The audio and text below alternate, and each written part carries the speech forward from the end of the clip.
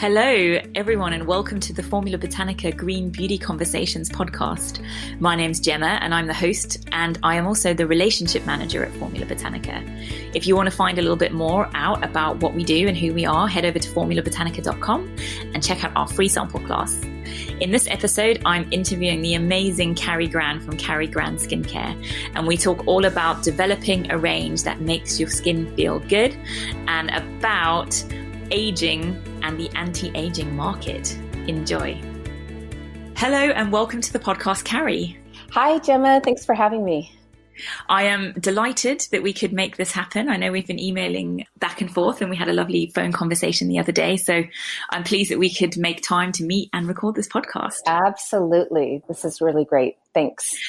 So obviously I know who you are and I know Kari Gran Skincare, but for the benefit of our listeners, if you could just introduce yourself, tell us a little bit about the background, your background and how you came to be in beauty. And then we can look at what products you sell and formulate. Okay, that sounds great. Well, I came to beauty by accident is the best way that I can explain it. I have a real love of the category, and I like to say that I have a PhD in product consumption because I started at a very young age and I loved it. And so when I was 29, I was diagnosed with autoimmune thyroid disease, both Graves and Hashimoto's. And so I spent the next, up until now, I just recently turned 50 last year, struggling with managing a chronic illness. And it really wasn't until the mid-2000s that I learned about anything associated with personal care products, ingredients that could potentially disrupt your endocrine system or your hormones. And it was like I had been trying to look at food and see what I could do to help manage my illness because it just wasn't ever settling down in the way I had hoped. And I thought that when I had my thyroid removed with radiation, I was cured, which was not true. And so for me, it's just a lifetime of managing a chronic illness. So I first looked at food, reading ingredients labels. Then I was turned on to personal care products and I started reading ingredients labels. And at the time in the mid-2000s, there was next to nothing on the market, in the States at least. I bet in the UK, you guys had a little more than we do. You're a little more forward thinking, I think, in terms of ingredients and, number one, the amount of ingredients that you don't allow in your personal care products in comparison to the US is staggering. So that's where I started. And then it wasn't until I ended a first career that I had after about 20 years in 2010 that my now business partner, who I call the instigator of all of this, I made this product just for myself and gave it to her as a gift. And she was the one that said, I think you're onto something. And I think, you don't have a job, you don't have any prospects for a job. And why don't we give it a go? And that's really how it started. So instead of saying, I have this product, I should sell it, I said, I have this product, I love it, and I should give it to my friend. And she was the brainchild behind it. So that's the odd way in which I fell into this business. So what was that first product that you formulated? I want to hear about this product that you gave to your friend. Actually, the first two products I formulated were our essential serum, which is a facial oil, and it's got a blend of 15 plant and essential oil, so it's completely anhydrous. And that was another thing, was I really was drawn to the world of anhydrous or not adding any water because of the whole preservation method. And on top of that, I loved the way it made my skin feel. Like it was day and night. When you have thyroid disease, you are, especially hypothyroidism, you have dry skin, you have dry hair, you have dry nails, you have dry eyes, you have dry everything. And so I was finding, especially as I got a little older, putting on cream did not do the trick for me anymore. It did it for about 5 minutes. And then it was like, I am dry once again. So what do I do? And then when you use oil, you use a very small amount. And it's just pure product and it just feels amazing. And so for me, it's what's going to pass the overnight test. I had been giving out my lip product for almost 20 years at the office. It was something I've made in my kitchen. And so I had lip and then I had the serum and then I had our hydrating tonic. And I called it a tonic because as somebody who has dry skin, I've always had dry skin. I never used a toner. because it would make my skin even drier and tighter than it was. So I needed something that didn't have any sort of an astringent quality to it. And I wanted something like the main ingredient is aloe. So it's moisturizing. And I call it a tonic because if you blend it with the serum, you can control your level of hydration and kind of create a day to a night cream with it. So again, and those two items that I formulated have never changed since 2011, if you can believe that. For me, it's like, it's not what's the next big thing or the next big trend. It's like what works. And if I find something that works, I generally tend to stick with it. And up until the point of finding oils, I had not found anything that really left my skin so hydrated that I was like, oh, I'll just stick with this. You know, the whole empties. I never had an empty that I wanted to repurchase. Yes. Interesting. So your friend was the brainchild. She said, Kari, let's go and start a business. So what was like, how did you go about it? Well, you know, I had a career in sales. I sold real estate for almost 20 years. And that job entails a tremendous amount of problem solving. Each and every transaction has its own unique set of problems that you have to solve, from writing a contract to getting it through to escrow. And so Lisa's the same way. And it's like we just kind of pulled up our bootstraps and said, let's just figure this out. And I had an assistant when I was working, and she had left the business to get a degree in packaging design. Oh, wow. Okay. Yeah. And so I was like, well, I could talk to Robin about that. And then I had, like I said, I had already come up with the formulation with a ton of self-study. And then I went to work with an organic formulator in the States here to like double check my work. This was, you know, and like since I enrolled in courses with you, just to keep myself current and fresh and make sure I'm understanding everything the way I should. And it was just like, okay, packaging, what would I want? Well, I want black glass. And at the time I found out that black glass was clear glass that was coated, and then you couldn't recycle it. And so that's what led me to the Miron glass that I now use, which looks black, but it's actually that dark violet. And it does an amazing job of protecting the ingredients that are inside. And you know how sometimes it's just like when something I think is meant to happen, everything falls into place. And that's what happened initially. And it was really with Lisa, you know, she had my back, and she really was like there to support me and say, let's give this a go. If it doesn't work, it's okay. You know, the world isn't going to end.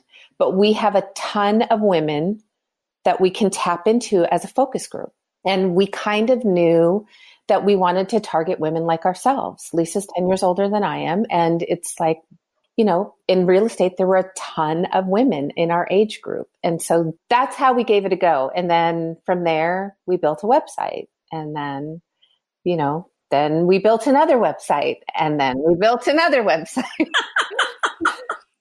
So for those who think that, you know, let's make a product and go on e-commerce and build a website, it's a little more complicated than that, we came to find out, because our first website was really pretty, but it didn't sell any. I mean, we sold some things, but we wanted it designed in a way that was aesthetically pleasing. And that was a big mistake, because there's a definite rhythm to a website and what people are used to expecting.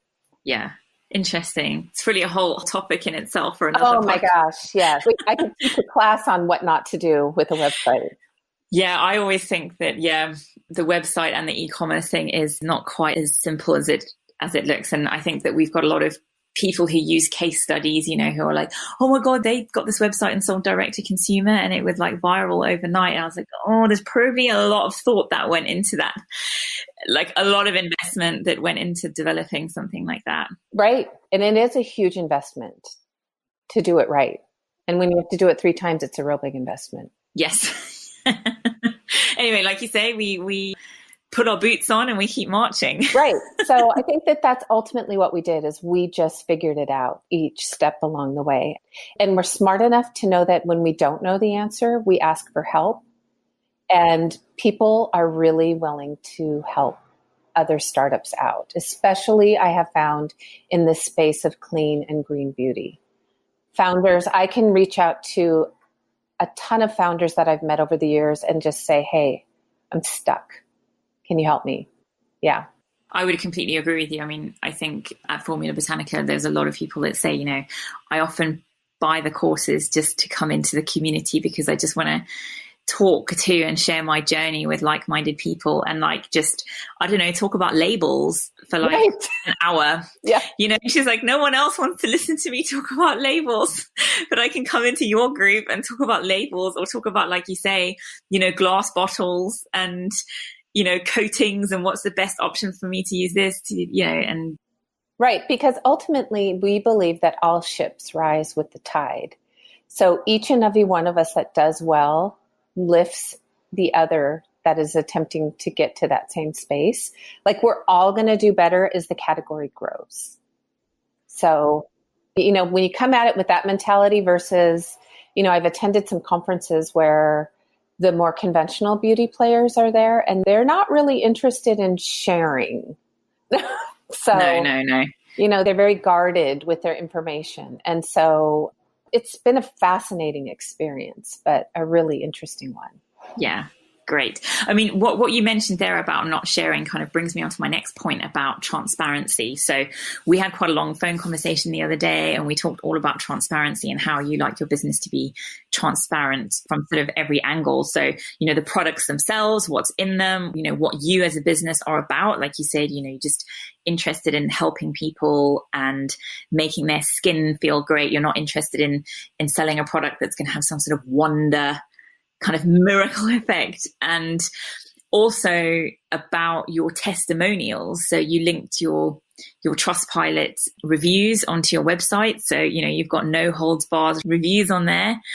So I just want to talk a little bit about that transparency and why you wanted to have your business set up like that, considering that is now considered a trend in the industry.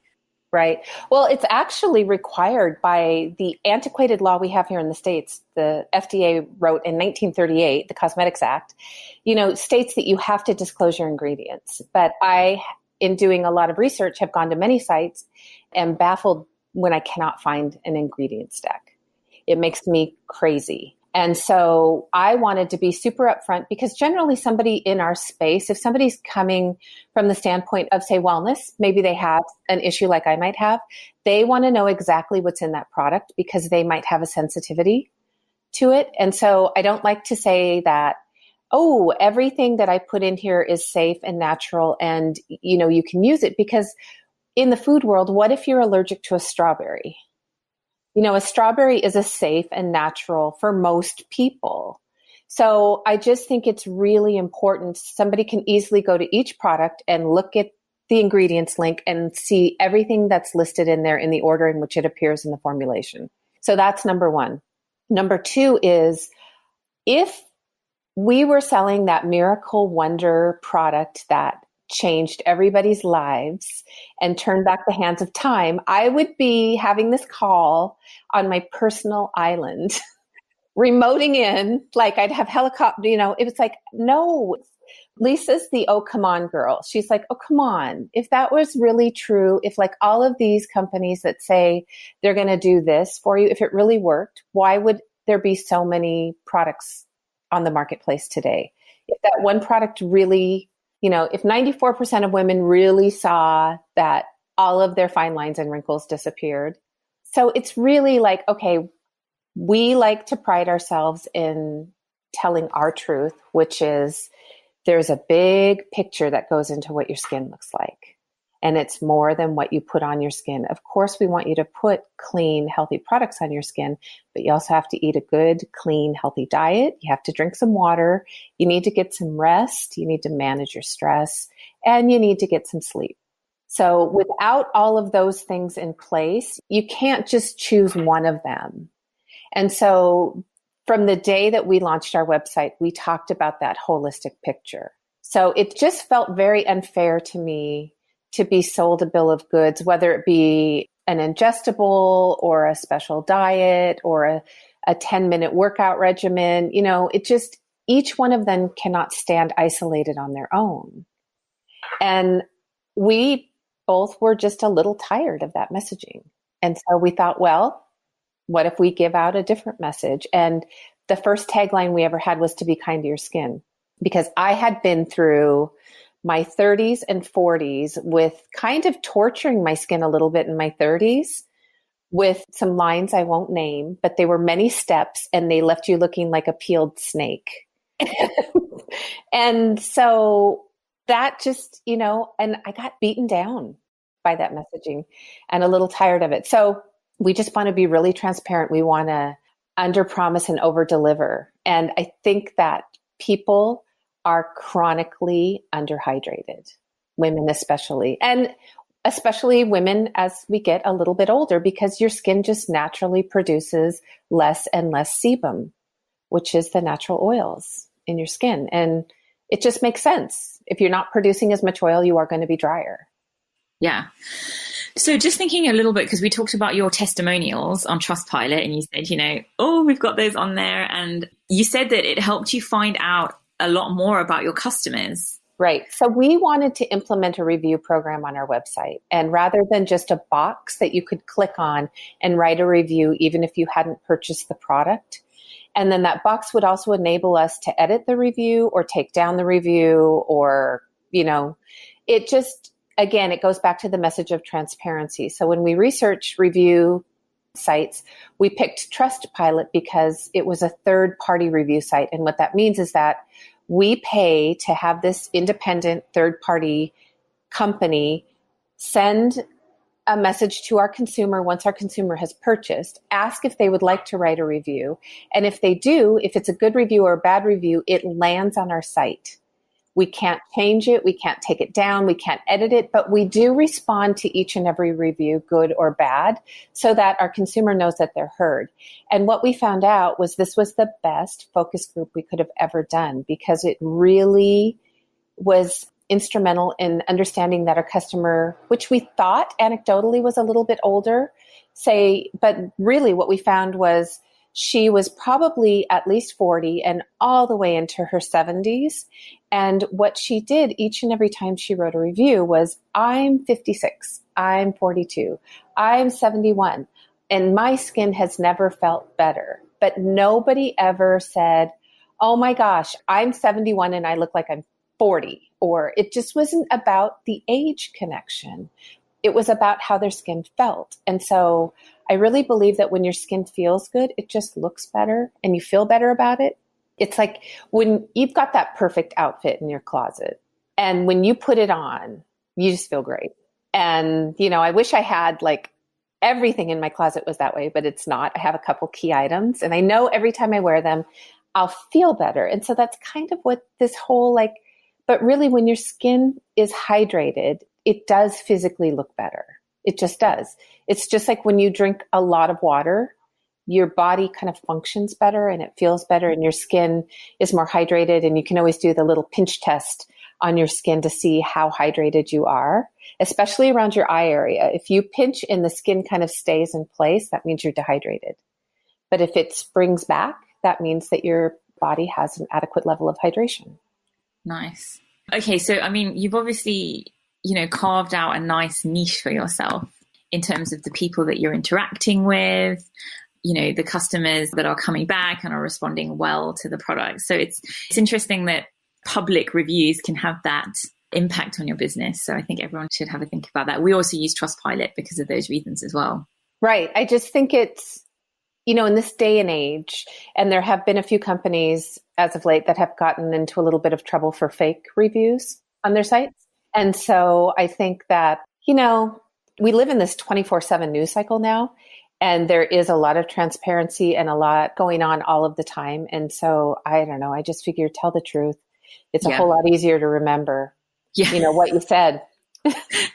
There's no fabricating. And we also really thought that we had tapped into a marketplace that was a little bit ignored by the conventional beauty industry. And the magazine industry, for example, really focuses on the target demographic of 18 to 34. And then you turn 35 and you kind of fall off this relevancy cliff.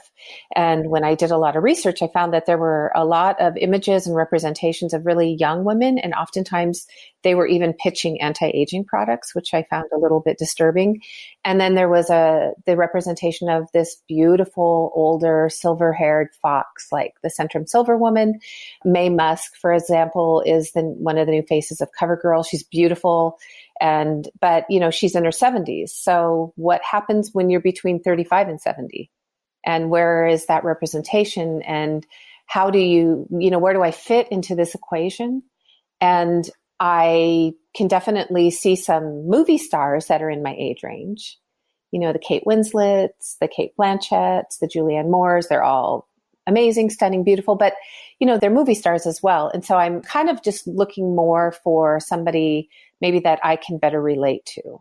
And that's where I feel like there's this enormous segment of the population that really aren't being spoken to. And if they are being spoken to, it's not in a super nice way. No, no. It's definitely obviously very focused on anti-aging. Anti-aging, youth and perfection.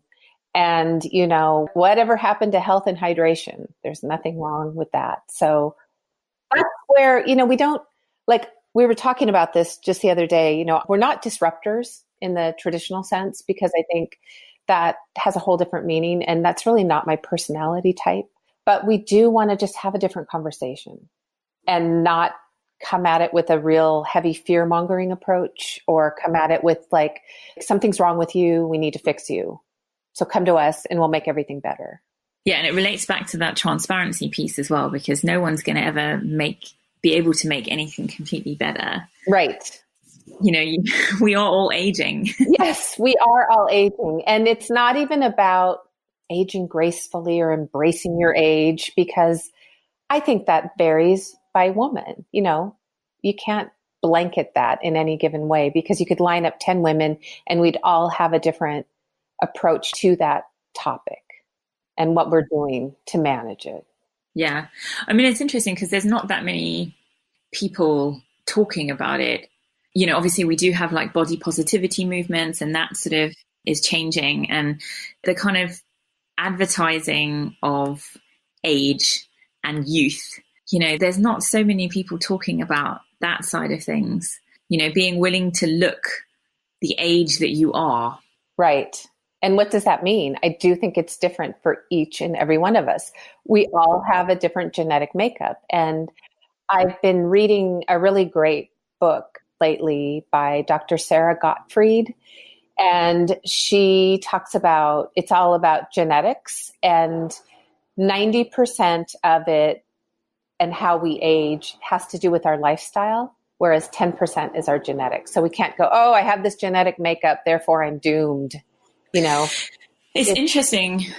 So that things like that intrigue me, so it's like, I'm always open to new information, but what I get a little tired of and bored by are these weird fads that they overpromise and underdeliver. And I think that's what conventional beauty did in my eyes, and I got sick of it. Yeah, absolutely. I mean, I think we talked about this kind of the beauty counter kind of years, which I feel like in the UK it's slightly shifting away from that approach where, you would go into a big department store, you'd have your standard beauty counters, and you'd be kind of dictated to in a way, like the products that we recommend that you use, these are the products that are going to give you the best results. And there was kind of an acceptance that women weren't going to question. Exactly. I had my, I was very young when I started visiting the beauty counters here. And I remember specifically I was 19 and I bought my first jar of anti-aging eye cream at the Lancome counter. And I had no business. Number one, I didn't have the money to be doing that. I was a student and I really had no business doing that, but I bought into it. I bought in early on that this is what I needed to do. And a lot of our customers, they may have never gone to that beauty counter or had that same experience I did. They kind of missed that whole time. And now they just find it too intimidating. Yeah.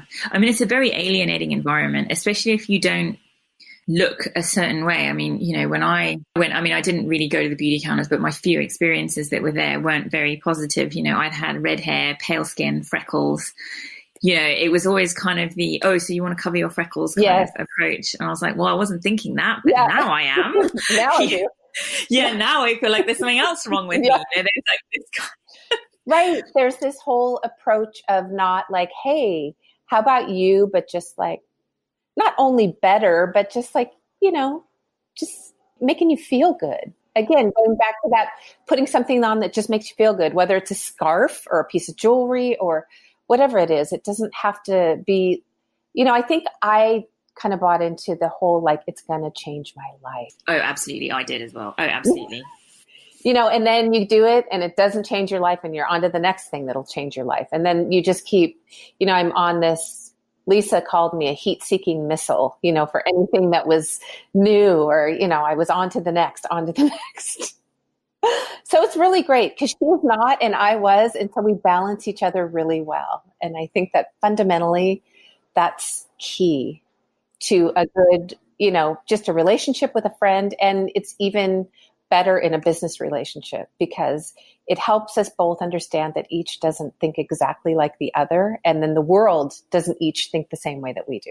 No. And when, like you say, beauty and how we view it and how we engage with it, it means so many different things to so many different people. So to have this idea of like a few products, that were on the market, because definitely when I was growing up, so I was born in the 80s and that was, you had your few standard brands. I don't want to go into too much detail about the names, but, there wasn't that many. There wasn't a choice, and for me particularly, I got quite sensitive skin. So I was allergic to quite a few of them. So I was like, oh my God, what the hell am I going to use now? Because I can't use this thing and I can't use that one. And even the ones that were supposed to be like sort of hyperallergenic, I still had reactions to some of them. So if you then can't use the products that are being touted as, miracles, like how then do you kind of feel about yourself and what your relationship is to the kind of beauty industry as a whole? Right. And the other component, for us and for our customer is we feel like she wants to take care of herself and she wants to have a good ritual in place, but her beauty routine is not the most important thing in her life. Yeah. And so again, it all goes back to balance. And I have moved, and I don't know if that's a function of age, because I have met younger women who, it's just not that important to them in terms of like every waking moment. They're not watching beauty tutorials and videos on how to contour, and all of this. But then there's this core group of people that just want to take care of themselves in a way that leaves their skin feeling really good. Yeah. And that you can just feel good about yourself, like you say, because it feels good. Yeah. One of the other things that we talked about was the idea that the beauty industry is still fairly dominated by men. Yes. And often, we talked about experiences at beauty shows, and I hope that you will share that with us in a minute. But, there's still this idea that men have done a lot of the research and development of the products on behalf of women. Right. And kind of can still tell us what to use. I mean, if you could just, share with the listeners what you shared with me the other day. Yes, that was quite an experience. And so as I've, found myself in this industry, I try to attend a lot of industry trade shows and events. And what I found that all of the different counters or all of the different booths that I go to are most often manned by middle-aged and older men. And they're saying, come over here, let me fix your eyes. Let me fix this. Here's what's wrong with you. And it's almost like, really? Are you yourself using these products? And perhaps they could fix their eyes before they ask me if they'd like, it's just, it's insulting. And it just doesn't make any sense to me. Not to say that men can't do great things in this industry, because they can. I know a good amount of them doing really good work, but I'm talking purely from the conventional standpoint. So these are trade shows that there's not a huge green presence yet. So it's just really for me to make sure I know what's happening in the space. And that is what I found most I sure didn't leave any of those booths feeling better about myself. No, no, I no. was like, what is happening? And yeah, that is a real bummer. That's all I can say. But the good news is, especially in the space that we're living in, a lot of the founders are female. And so I think we bring a whole different perspective. But again, going back to that, it's not about just being female, because I know a lot of really great men that are doing great work in this space. And so they are taking a very it's an all-inclusive picture versus yeah, absolutely, and us versus them. I just think it's time to shift that paradigm. Yeah, I mean, absolutely. I mean, I think it's probably just language as well, and how people come across. Like I was at a trade show recently, and there was two brands talking about themselves, and one of them was a brand developed by a doctor. And so he said he'd done all this research and, he trialed it on X and many women, and he found that it worked. And I sat there and I was like, I just feel like I'm being told by someone. I'm being mansplained this entire kind of thing. But then the second brand that came up was also run by a man, and it was developed by himself and his wife. And the language that he used was very different.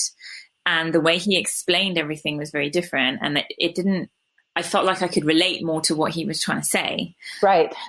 So I think it's probably that side of it that needs the work. Yeah, it didn't alienate you. No. Right. No, not at all.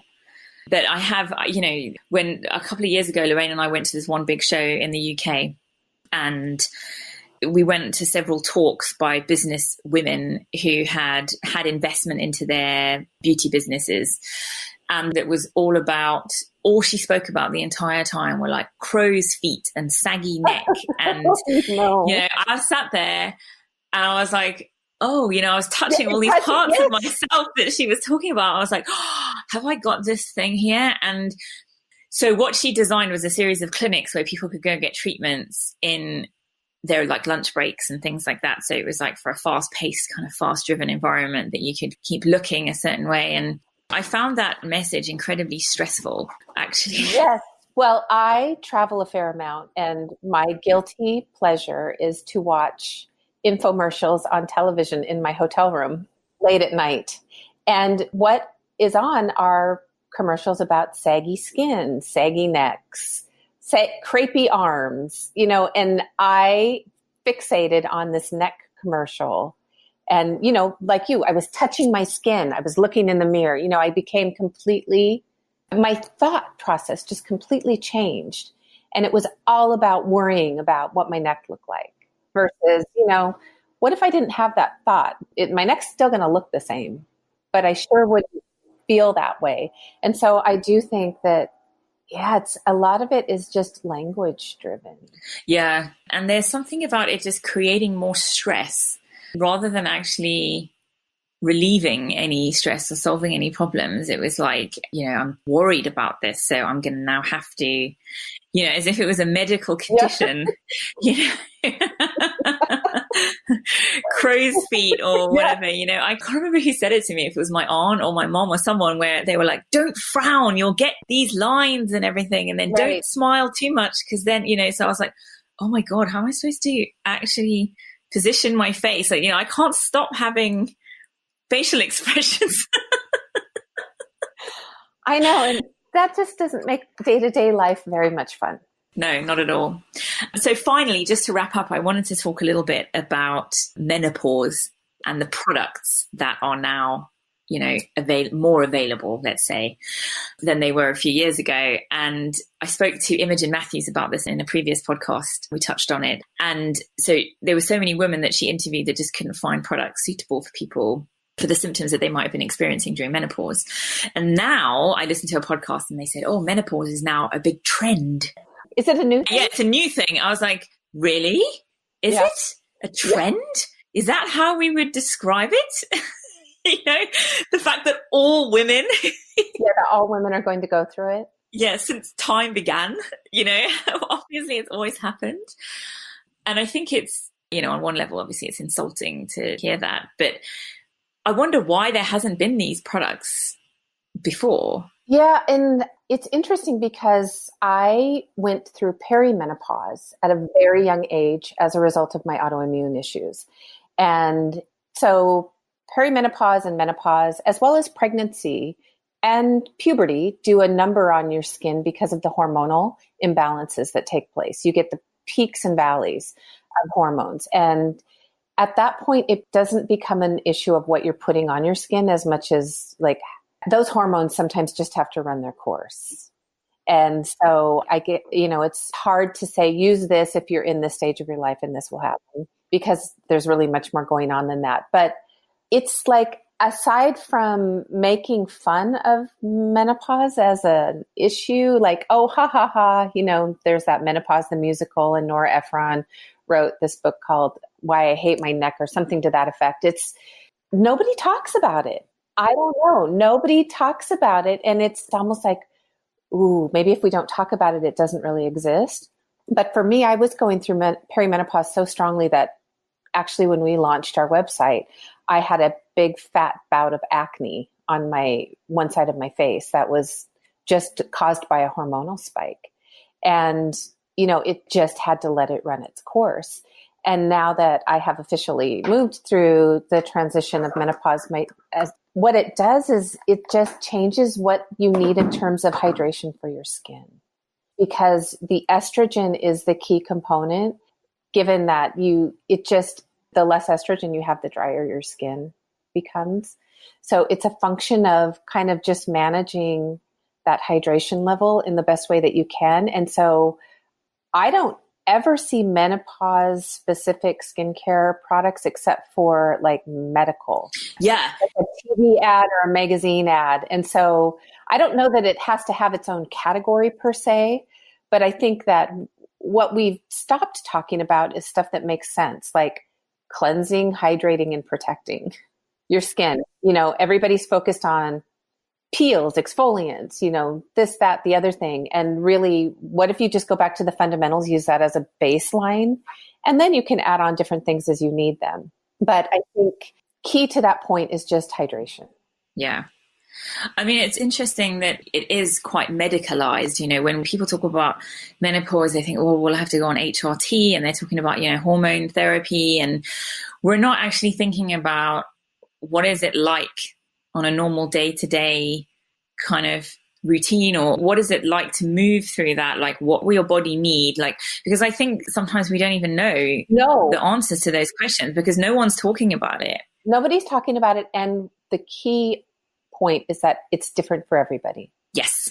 Yeah. And my best friend and I have talked about this at length because she has an older sister, and she's going, well, how come she never told me, this would happen, or I'd feel like this. And, she doesn't want to talk about it. I ask her, but she doesn't want to talk about it. It's going to be different for everybody. And I can certainly share my experience, but that doesn't mean that's exactly what's going to happen for you. But it's nice to just open up the conversation. Yeah. And to just share it, because like puberty is so different for everyone, just like pregnancy is so different for everyone. I mean, exactly. You can have a shared experience, but it might not be exactly the same. And I found, the kind of idea of a menopausal woman kind of largely a mystery. So I wasn't living with my mom when she went through the menopause. And it's not something that's talked about at all. But I was saying to you, I went to this women's retreat a few years ago, and I happened to be the youngest person there. And all the women there were in their 40s, 50s, 60s, 70s. And I found that the ones, they spoke openly about menopause. The woman who was leading it was actually going through the menopause. So she was very open about what she was feeling. And I was like, wow, okay. And the people who were slightly older were in arguably the most vibrant part of their lives. Yep. Right. I think that word has always signaled like you're dying. Decline. Yeah. Yeah, like nothing is ever going to happen for you after that. And I don't know if it's because it's associated with somehow like, I don't know, like desirability, this idea that we always have to be desirable as women. Maybe because it signals the end of fertility. I don't know. That you're suddenly kind of... Yeah, but no, I think, for years people have talked about 50 is the new 30 or, whatever that is. But I do think that we are taking so much better care of, we have more information to take better care of ourselves, that we aren't, I don't think that the 40 birthday used to be the black balloon birthday, like, oh, over the hill. It was the over the hill birthday. And I don't think that's the case anymore. No, I think we're starting to think about it differently. I mean, it certainly gave me a whole other perspective on what life was like and also what your body needs, because they were talking openly about it. It's the first time I'd been amongst a group of women who were all different ages. So obviously, some of them hadn't even touched menopause yet. And then some of them had, like you're saying, perimenopause, and some of them menopausal, postmenopausal going through. So it was like all women and every different, I'd never been in a space with that many different women before. It's empowering. Yeah. And it's very interesting. Yeah, so you didn't leave feeling beaten down. You left feeling informed and empowered. I left feeling super empowered because I was like, well, there's so much ahead of me. And I think there's this idea that, yeah, like we were saying, like suddenly your valuability or whatever you want to call it is suddenly diminished. But actually, there was so much diversity and interesting things going on between those people. Mm-hmm. Yeah. People were starting new businesses. They'd taken up new hobbies. Some people have gone traveling around the world. Yeah. It was so many possibilities. Right. I think it's just a reframing of that word and that experience. And especially in the wellness space like we are, I think that's really going to become more and more common. So then that won't become this thing that nobody talks about. And there's this weird association of negativity. Yeah. And that we don't have the access to the information that will help us find the things that make us feel good, during those times. Because there are a lot of things that can help you feel good during those times. And quite honestly, a lot of those things that you can do to aid in that time frame, aid in every other thing. Yes. That might be ailing you. It really goes back to like, are you breathing deeply? Stop, take a deep breath, and don't breathe so shallow and panicked all the time. Have you had some water? Yeah, have you had a glass of water lately? Yeah. So yeah, it doesn't have to be complicated. No, I think we do have a fondness for overcomplicating wellness. Mm-hmm. Yes. And so ultimately, I think whether it be what we're doing with our brand or what we're trying to put out into the world, it's about, for me especially, I want to be inspired and I don't want to be overwhelmed. Yeah, exactly. And I think that's an excellent note to sign off on. Okay. Thank you so much, Kari, for joining us. I really appreciate it. It's been such an interesting conversation. Thank you. And I hope to get there someday and meet you in person. Yes. And hopefully we will come to the States one day and get to meet you guys. Okay. Have a great day. Thanks, you too. Bye, Gemma. Bye. Thank you so much for joining Kari and I in our conversation. I hope you found it useful and inspiring. If you want to find out a little bit more about Formula Botanica, head over to formulabotanica.com and check out our free sample class. You can also connect with us on social media, Facebook, Twitter, and Instagram at Formula Botanica. We'd love to hear from you. And if you have any feedback, please do get in contact with us. And once again, thank you so much for listening to our podcast, because it's you, our listeners, that make this a success.